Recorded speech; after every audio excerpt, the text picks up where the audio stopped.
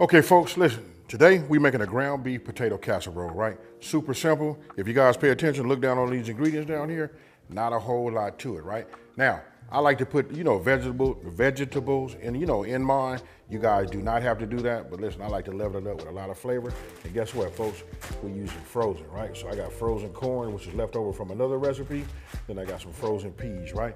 Now, the full ingredient list will be on my website, and that's smokingandgrillingwithab.com, and that's WITAB.com, right? So first thing we getting ready to do is we finna go ahead and get us a medium high. I'm gonna go with a medium heat, because the first thing we getting ready to do is we getting ready to go ahead and start to brown, our ground beef. Now, to start this recipe off, I like to still put just a little bit of infused olive oil in there. This is garlic infused, made by Branch and Vine. That's like my go-to. All of my olive oils are always infused, right? So what I'm getting ready to do is, I'm gonna go ahead, and as you can see, I cut this in half, right? So I save that, because we're gonna use 1.5 pounds, and if I hadn't said already, this is 80-20. Now, as we browning this, right, I haven't broke it up yet, but I will. I like to just go ahead and get this out the way. Let me just go ahead and spray my 13 by 9. That's what you guys are gonna need. This is my non-stick spray. You'll thank me if you don't do it, but if you do it, when you go to clean it up, that's when you're gonna thank me. Now I'm getting ready to, break this up, because we need this to be ground like what we picture in our brain, right? So instead of these long lines, just go ahead and get yourself one of these, meat masters. For those of you guys that use those non-stick pans that are coated, I can tell you this doesn't scratch. You don't eat none of that, I guess that silicone or whatever it is that they use. You don't scratch it into your food, right? So I just break it up like this for the first time. Get all of the raw out, because we're gonna cook it all. Now listen, if you like this type of content, don't forget to like and subscribe, folks. You know what I mean? Because listen, the holiday is coming, and that's my get down time, right? So I'll be the go-to man for your holiday. So even if you don't do the recipes, but I can give you the suggestions. Okay, so as you see, it's still a little pink in there. I'm gonna now just, add my my onions, right? So once I start cooking down the onions, the reason I don't put them in there in the front in the beginning, because I like to have a little integrity with this right here. Onions, ground beef, and potatoes, they all go together, right? Now don't forget, if this says ground beef, you guys can go ahead and use ground turkey, even ground chicken, right? I don't know why I picked that up. Now, we just want to go ahead and season, right? Don't forget, full printable recipe is on my website, right? Smokingandgrillingwithab.com. And again, that's WITAB.com.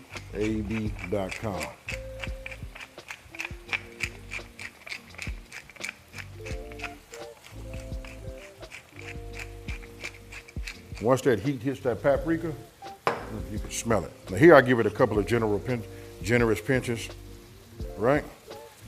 That's gonna be good right there. Don't forget, we cooking with potatoes and all of that, so that's gonna be able to absorb all of that salt. And just spread it out. It looked like a lot, by me saying generous, but no worries, folks. It's really not. Now, the seasonings that I give you in the recipe work just fine.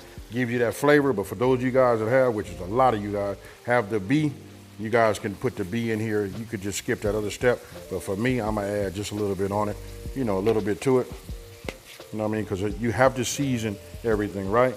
And then my B is for briskets, pork butts, burgers, and a whole lot more. You know what I mean? It's really made for like your heavier meats, but it does excellent on ground beef. So I just turned off my fire. You guys can see it's well seasoned. You can look at the onions and tell they start picking up the color from it. And the best way you can tell whether you was cooking with your eyes, you can smell it though. I'm gonna tell you, just the aromatic that comes off of this, you really want some of this. All right, so now what you wanna do is, now you understand why I went ahead and sprayed it and got that out the way, right? Because now you just wanna put half of your meat mixture, right? So we'll just add half of it this way, right? This is why we said we're gonna use 1.5 pounds. If I wasn't making this video, folks, I'm gonna be honest with you, I used the whole 2 pounds. But I want you guys to make it this way, see how you like it, and then go from there. All right, so now that I have that here, now what I did was I just went ahead and mixed my peas together along with my corn. I just add a little bit in here like this. You guys probably only need like 3/4 of a cup of each. Just combine them. It really depends on how much you guys want to put in there. You know what I mean? If I'd have had some carrots, I'd have added carrots to this also. So we leave this like this. Remember, this is frozen.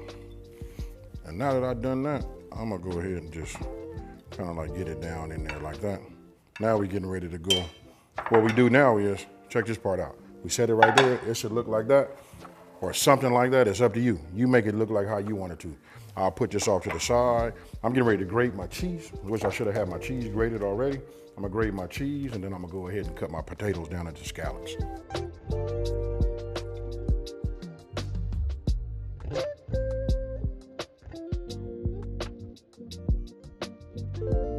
All right, so look, as you can see, I'm done here. We got a couple of cups of shredded cheese. I always tell you guys, shred your cheese. That way you won't have no issues. And I keep looking at this over here. I keep wanting to just take some of these. Ah, yeah, let's get that in there. You know what I mean? Okay, so that's done. I've already washed and peeled my potatoes. I just need to dry them. I'm gonna set these over here. And now I'm gonna use something that you guys gonna say. I know y'all gonna talk to me down in the comment section below and tell me, oh no, AB, don't use the mandolin. I got it. Mandolin will cut your tip of your fingers off.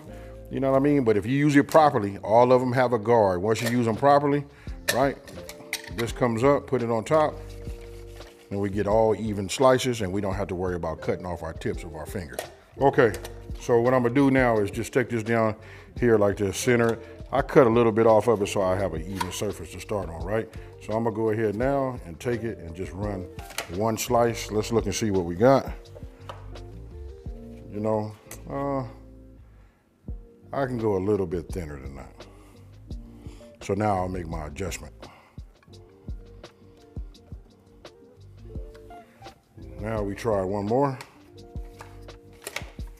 Let's look at that one, and I'll show you the difference. Right? See how this is thin? And that the reason this shaped funny is because I was pushing down on there, and this is thin, right? So if I don't push down, they'll cut, but this is much thinner. I don't know if you guys can see like my finger through the background. You know what I mean? You might can see a little bit of that right there, and then over here you can hardly see it. So that tells you it's thinner. So we're gonna go ahead and go like this. Now I'm gonna take it, and we just keep running this across this mandolin just like this. You see how we have this here? Now I'm gonna go ahead and just start layering these across the bottom. So that we have it layered like that. Now I'm gonna come with my cheese and just sprinkle a little bit of this, you know, right over the top. This is gonna get everything to adhere once we put that in the oven. You know what, I'm going so fast, I'm trying to think, did I say already? You wanna preheat your oven to 350 degrees, folks. You wanna have that ready, 'cause it's a fast recipe, y'all. Now what we do is we just, you know, repeat the same steps and we just layer it, right? So I'm not finna bore you guys have already seen it. We'll just take it, let's get this over here a little bit so we can catch all our chips, and now we just, all right, so we got that second layer on here. Now we come back with the, you know what that is. We making it. You guys made lasagna or even seen how it is. We just building layers on top of layers, right? So it's okay for me if I get a little bit of the, you know, a little bit of the fat in there too. All of that ensures that this is gonna be fire, folks. Now I'll come with some more peas and corn. Now that I'm doing this, I'm thinking like, man, I should have went ahead and picked up some carrots. I love the color, you know? But that's enough. We got some down in the layer below, you know? We just put them in like that, so that's good. All right, so then I put just a few on the top right here. And then I'll go ahead and just cover these up too. You guys should be able to already see that this is coming together just nicely. You know, it's just like simple ideas like this, you know what I mean, to just make food over the top, bring different flavors, and you don't have to cook the same 10 or 11 things that you grew up cooking, you know what I mean? This right here just breaks up the monotony. I'm gonna save this little bit just in case I need to put something on the top. I'm gonna set this off to the side, bring this into play. We're gonna bring our milk and our cream of mushroom in right now. All right, so we just go ahead and get this in the inside. And the milk is gonna make it so it's spreadable, right? Because we want this to, you know, spread throughout all of the layers, right? And to be honest with you, I'm gonna take a little bit of this, put it in here, go back in here, stir this up. Same thing we do when we use anything else in here, like tomatoes, some type of paste or whatever, and we just add water, especially with barbecue sauce, just to get all of the content out. This is where we're gonna get a lot of that flavor from that marries with the ground beef, right? Now I season that very, very well. What I want to tell you guys is, even if you use chicken or turkey, you want to do the exact same thing, right? All right, so it's obvious now what we're doing. We just want to pour this and make sure that it seeps down on all the layers, right? So I put it on like this.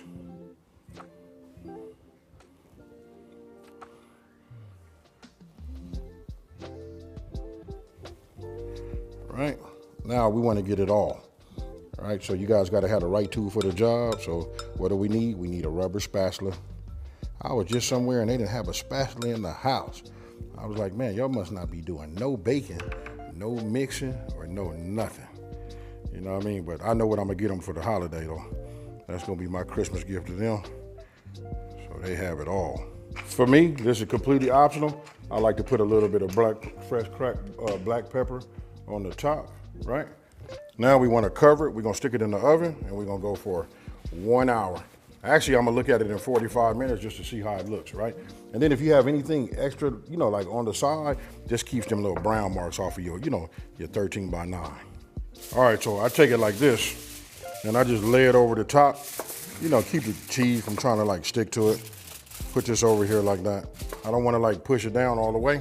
I'm at 350 and I'll see you guys at the end of 1 hour. So this is what we do. I'm looking at it, it's been 50 minutes in here, right? So what I wanna do is I'm gonna pull this top off, right? And then we're gonna let it cook for about 15 more minutes. You know what I mean? So we can go ahead and brown it.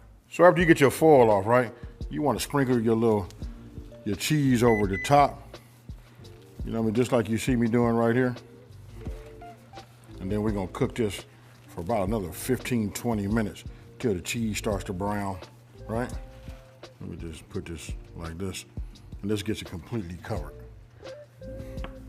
All right, now let me hurry up, put this back in. I could have done it out. I know I let a lot of heat out, but this oven, you know, heats up really, really quick.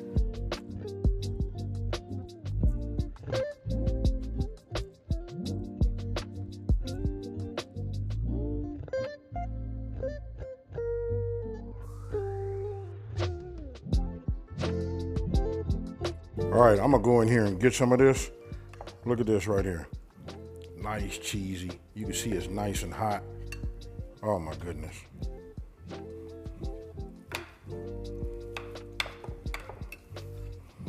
Now be careful if you're gonna serve this hot, because as you can see,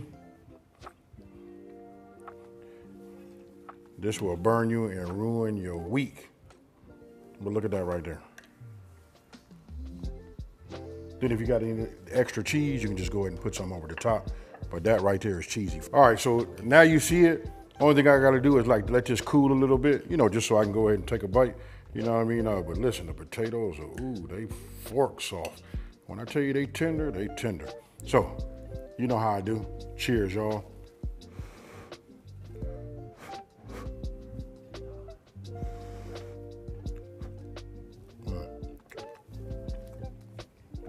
I almost dropped my plate.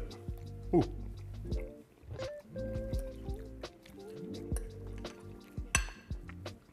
Now I want you guys to tell me, what would you do outside of adding corn to it? What would you do to level this up? This right here is fire, folks. This is the kind of meal you want to have this time of the year, right? It's starting to cool off. This right here keep you warm, super simple, budget friendly. All of that. I've already asked you guys to talk to me down in the comment section below. I can't wait to read that so I can start leveling up mine even further. Now, if you're new to my channel, let me take this time to say thank you for watching this video. Don't forget to like, smash that subscribe button, and tell everybody out there there's a channel out here that's simplifying these recipes and taking the mystery out of cooking. And you know what I'm about to do. I'm about to sit down, drink some Kool-Aid, and finish my plate. I'm out. Peace.